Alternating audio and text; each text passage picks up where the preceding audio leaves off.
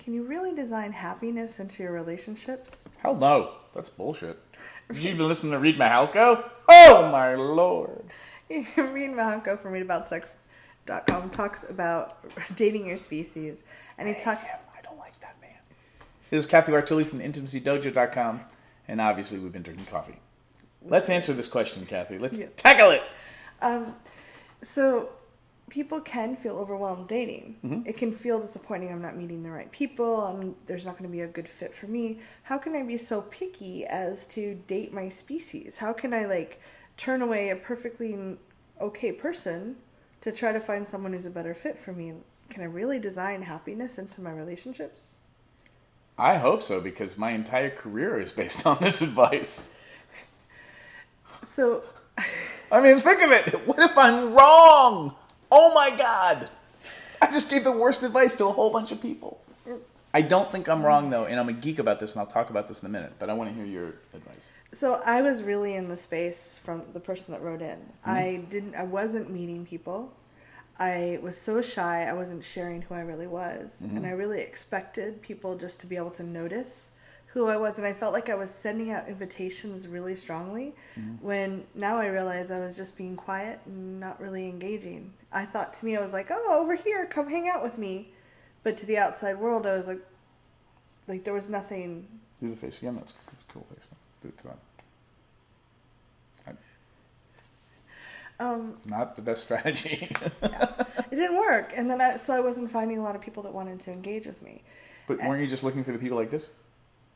No, because that would be a really boring date. Oh, okay. So what did you do to fix this? Well, Reid's advice was to go ahead and put the things who I was, the things I was most ashamed of at the top of my dating profile, and to be very specific about what I really wanted.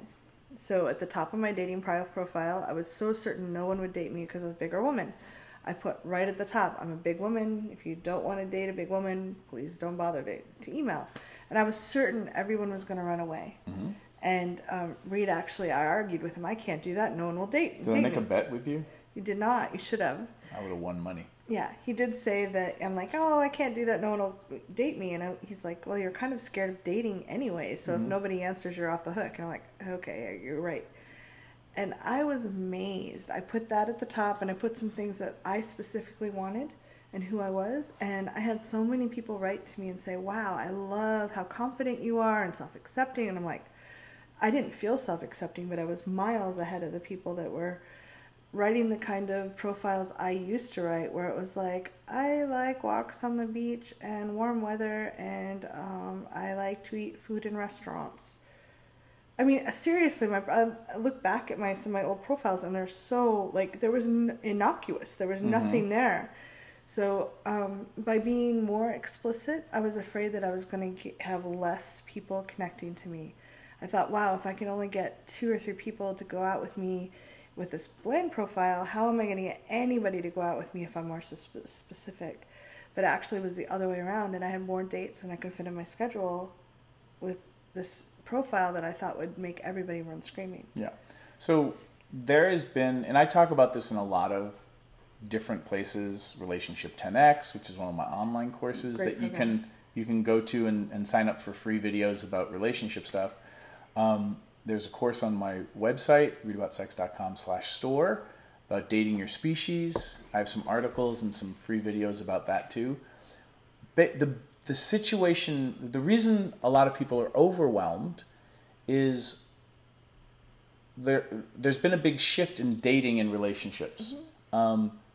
Whereas we spent a lot of time honing in on the advice from culture about what are the right shoes to wear, the right, colors to wear this fashion season, the right job to have, the right thing to say. Yeah, how do you shake hands? How do you meet their eyes? So, and some of that stuff is important, but it's important for sociologically geeky reasons. Not that if you shake somebody's hand the wrong way, you will be alone forever in your life. What's happened is we've shifted from being this, I have to do the right things to be attractive, which is a culturally prescribed thing, to a self-expression economy, so to speak, in relationships, where it's about transparency, honesty, and authenticity. So that means you need to go be you, which is way scarier. And when you start to realize that you have to be yourself, it's vulnerable. It's vulnerable, and you step into the unknown, because most people never gave themselves permission about this. So it's overwhelming from that perspective, right? And you felt overwhelming. I did. I was scared, and I was certain no one would ask me out. So all the fear rises right to the surface, right? Where if we do what culture tells us, maybe it won't be so scary because at least I'm doing the right thing. The other thing that's happened, and this feels overwhelming too, is it's kind of like Google. The better your search terms, the better results you get. Mm-hmm. So you being more specific doesn't guarantee that you'll find the website you're looking for. However, you will find people who are a better fit for the things that make you happy. So relationships are about happiness now, sourced through this portal of self-expression, which means you have to start being self-expressed, figure out what that even means, mm-hmm. and then start putting that into the search terms, into your dating profile, or however you want to, whatever analogy you want to use. To me, it's like using the terms, if you're on Google, searching cars, where you might get car repair, buying a car, how to dispose of a car, versus car rental for San Diego, airport. Mid-size. Yeah. Non-smoking. Boom. You're going to land in the area you want to be. So looking at it from this perspective, it's overwhelming because we've never asked people before to be this vulnerable and this specific. Yeah.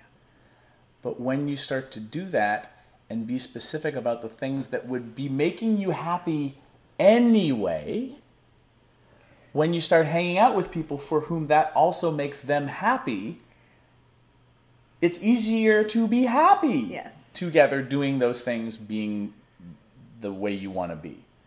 And that's going to take a little bit of work. But once you get the hang of it, your search results are so much better.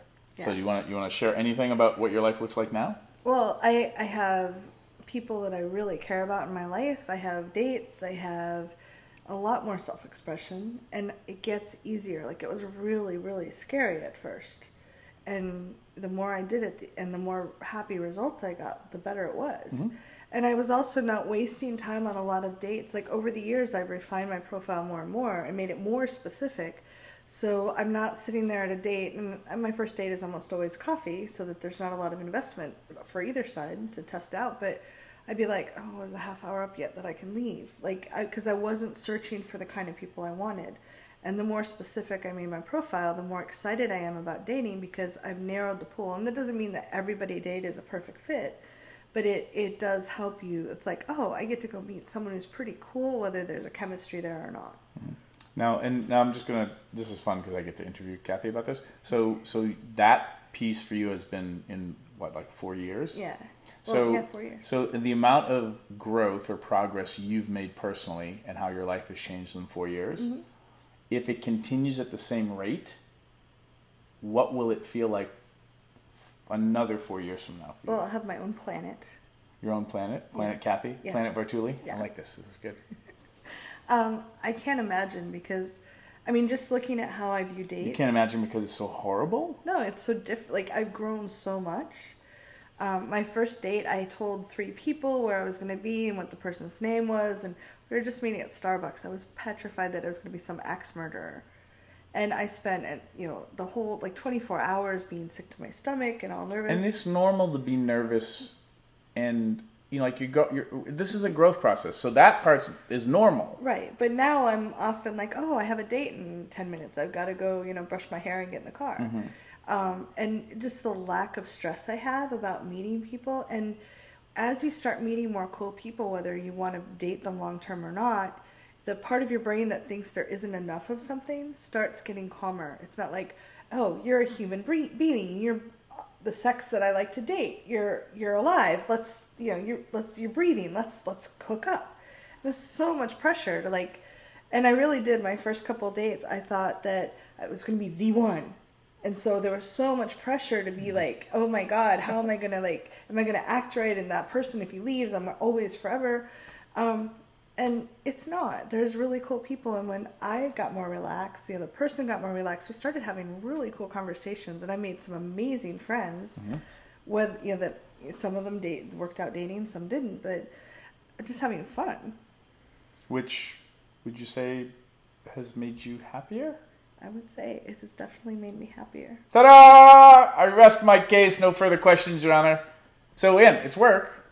You'll have to go through some and not every relationship's going to work out. Not every date's going to be the one. But hopefully you're having more fun over time. Yeah, and you're learning about yourself. Let us know what you think. Yeah, we'd love to hear.